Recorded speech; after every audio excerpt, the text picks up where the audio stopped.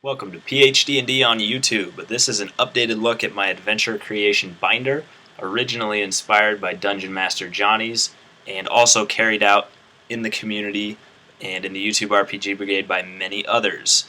It's a binder used to create adventures and to be used in preparations for D&D sessions.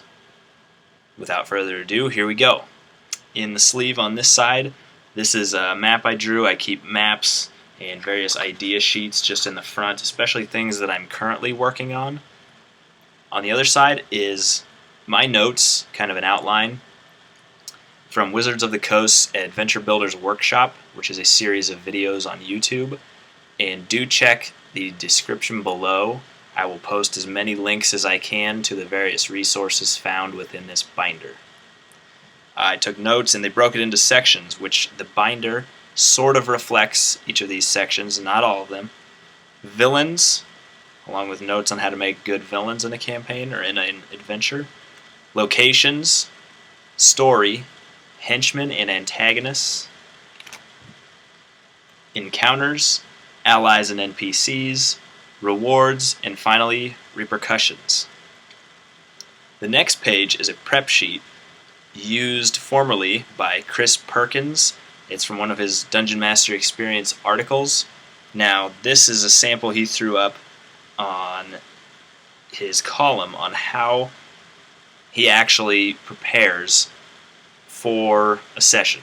So, in here you're going to find the name of the session, a date previously in your campaign along with bullet points of big things that have happened previously, a list of key NPCs, and he also lists, like male dragonborn next to the name. And then planned events. Events that he anticipates will happen, but may not necessarily happen. So this is a good sheet. I've used it. I've used this same layout to prepare for a session. And it keeps me on track, and it also keeps DMs on track without railroading players. You're not laying things out step by step. You are just listing some key players in the upcoming session. Next comes some charts. Now this is from SlyFlourish. It has dungeon locations, dungeon room effects, monsters, traps, treasure, dungeon rooms, dungeon details, forbidden artifacts, environmental effects, names, NPC traits, movie-inspired quests, adventure seeds, character frameworks, and NPC occupations. Each list contains 20, so you could roll a d20 if you need a quick idea or inspiration for one of those. Next is a couple of sleeves where I keep just some things that I've drawn. The first one is my dungeon that appeared in one of Chris Perkins' articles. Now most other things that I'm going to draw I'm not going to have in a sleeve, but a lot of them do get smudged. I usually use pencil if I can, and so this one I didn't want that to happen to. It's got some personal meaning, so it is in a sleeve. Along with a village I drew that I used in a game, and my favorite city layout that I've drawn. I keep those in sleeves as well. Starting out, the blue tab is settings. There's not a lot in here, but I have settings detail tables that are copied directly from the 4th edition Dungeon Master's Guide.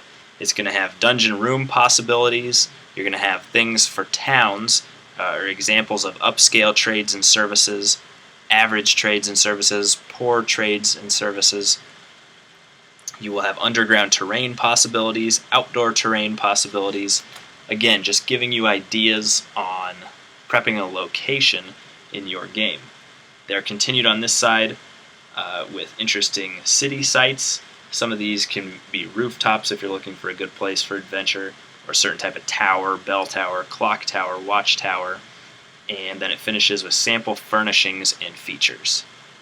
Then I have an article from Dragon Magazine 395, and it's called Unearthed Arcana Strongholds. This is how to create a stronghold for your game, or give your adventurers a location to kind of call home. It's got some different 4th edition things that you can add, armories, iron doors, moats, properties that those are going to have. And that finishes that section. Moving into the green section, this is the Immersion Tables. These are a free resource as well, created by myself and a couple other members of the community.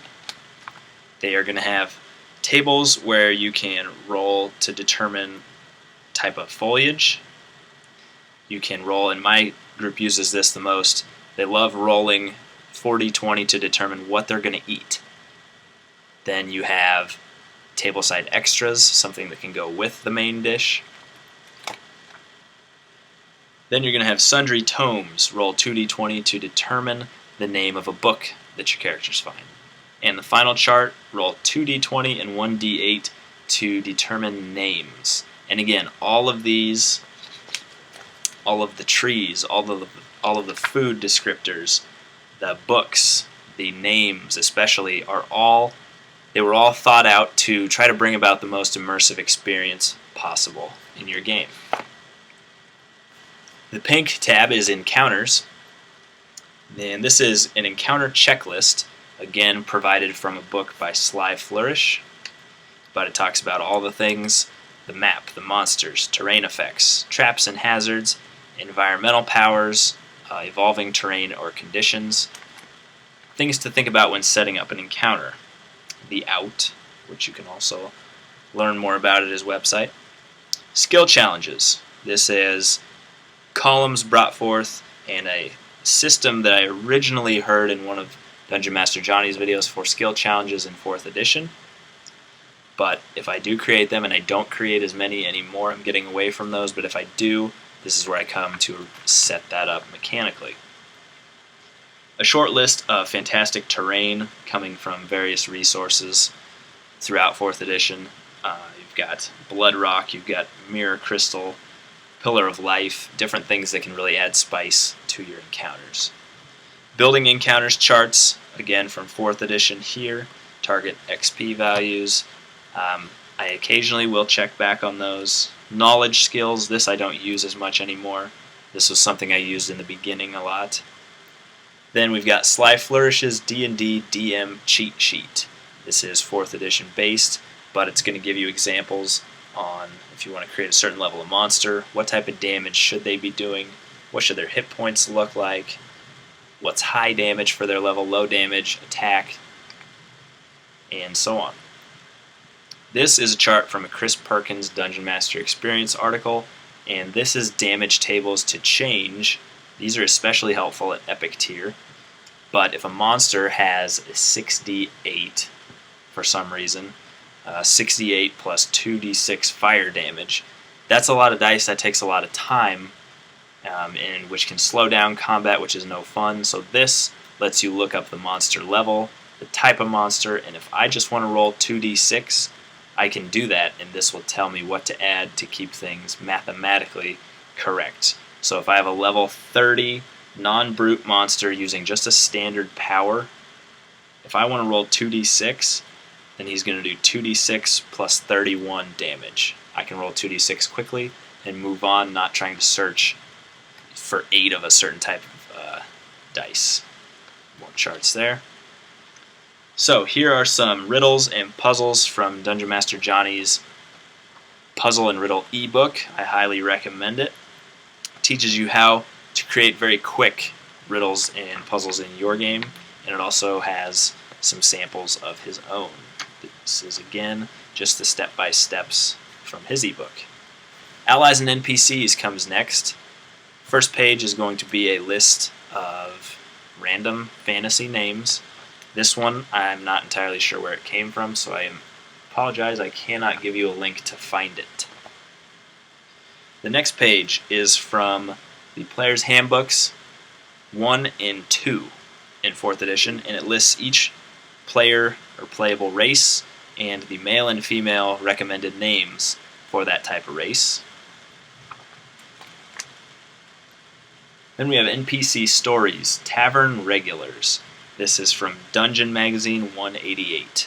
This gives you some interesting NPCs that you may meet in a bar, along with a little bit of information about them. I've only used it once or twice, as there are not very many here, but they were fun to use, and they've got some good ones. NPC Quirks. Again, this one I'm not entirely sure. I've collected these from a few various different sources. free across the internet. I will try to put this, however, on a Google Drive and put a link to where you can get this from me. But it's a list of close to 400 different quirks for your NPCs, and there are some really fun ones in here. I can see number 79 over here. Often wears shades of pink. Just a fun quirk to give some of your NPCs over here. Only eats meat. Just little things that aren't going to affect the game in a huge way, but can be a lot of fun and give a lot of flavor to NPCs. And again, if you get these and follow the link, they are in no great order, and they're multiple lists, so they go 1 through 30, then they're going to go 1 through 100, and 1 through 100 again, I believe. So yeah, they're in no particular order, not very organized, but they're good.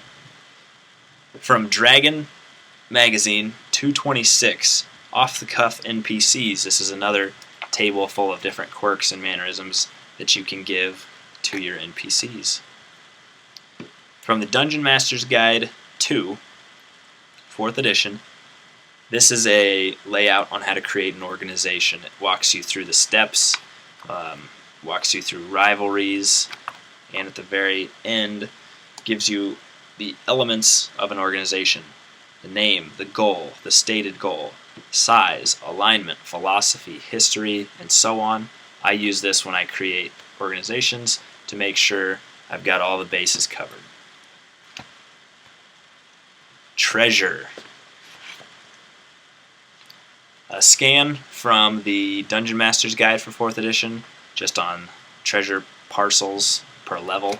I don't use that one as much anymore. This, I believe, is from Ben's RPG pile, and this is a list of little treasures, just 100 fun little things with good descriptions that your characters could find. Again, from Ben's RPG pile, a very cool table. D&D common items. You roll a d12 to determine which chart, and then a d6 to determine which item from that chart that they will find. From SlyFlourish, I have another D&D 4e DM kit and Mordenkainen's Emporium random loot tables. These are more magic item based, but based on level, he lays out different magic items you could roll for if you want. Stocking the Shelves, one of my favorite articles from Dungeon 205. This one is going to have different books that you're going to find in a library. PCs are always visiting libraries, they're always visiting taverns, so I like having the two articles, one, different NPCs they can meet in the tavern, and this one for different books that they can actually find in a library. It has the name, it has the legends from the book, what the book is about. And Art of the Ancients. This is from Dungeon 203. This lists some different art that you may find in different empires or different ruins, and it is again going to have the treasure value along with some very interesting descriptions about the art that can be found. From Dungeonsmaster.com, 6 tips for making potions fun again. This was an article that they did over there. It's a great website. If you've never checked it out, please do. But he gives 6 very good tips to make potions more interesting than they were. Potions were something I rarely used at the beginning because they just weren't very fun. It's like, oh, great, so you've got a bunch of hit points in a bottle. Well, he makes it much more interesting for players as well as the DM to use potions. Then I've got some spare graph paper in the back, and that finishes out the Adventure Creation Binder. I use this on almost every occasion that I'm preparing for anything in D&D or D&D related, and it is an invaluable tool. I highly recommend that you search the community, search YouTube for Adventure Creation Binders, and create your own today. Thanks for watching. We'll see you in the next video.